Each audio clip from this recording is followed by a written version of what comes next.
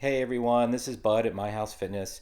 I'm back again to talk about New Year's resolutions. So it's beginning of February. It's been about a month since New Year's resolution time rolled around. So I'm just curious, how are you doing with your health and wellness New Year's resolution goals? So many of us set those goals. I think I told you over 70% of people set them, but only 8% of them actually live up to those goals by the end of the year. So we're a month in, just want to kind of touch base. A couple of things we've already talked about. We've talked about finding the capacity so that so many of us make these goals, but yet we don't, look at our schedules and understand our priorities, and we just throw it on top of all the other things we do during our day, and we're really setting ourselves up for failure or big struggles. The other thing that we talk about is understanding your why. What is your reason for wanting to get in better shape and improve your health? It could be medical reasons, like your doctor told you so, or I don't know, it could be any reason for you, but whatever your personal reason is, understanding what that is and setting up a system to remind you about that as you go through your process. The last thing that we want to talk about is money. Money's real, money's an issue. I hear that many times that people they can't afford a gym membership, they can't afford to eat healthy. And I get that. I'm on a budget. We all can only afford so many things. But I think what I also ask you to look at when you talk about the money is understanding the priorities, understanding what else you're doing. It's easy to go out and say, "Hey, I'm going to join the gym that advertises for $10 a month." That's great. But if you never go, and then 3 years later, you still are paying $10 a month, you never go, and your health is actually worse than when you started, it's probably not a great investment.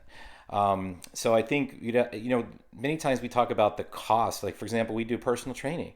People always say, I can't afford personal training. We have programs for less than $7 a day. You can have a personal trainer. You can be given guidance on what to eat and what to do outside, what to do, in the local gym or in your apartment gym when you're not with us.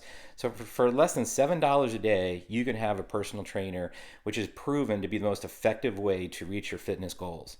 So think about how much we spend on Starbucks, or every time we go by Chick-fil-A at lunch, or some of the other decisions we make. So and when you think about also the cost, it's also the cost avoidance.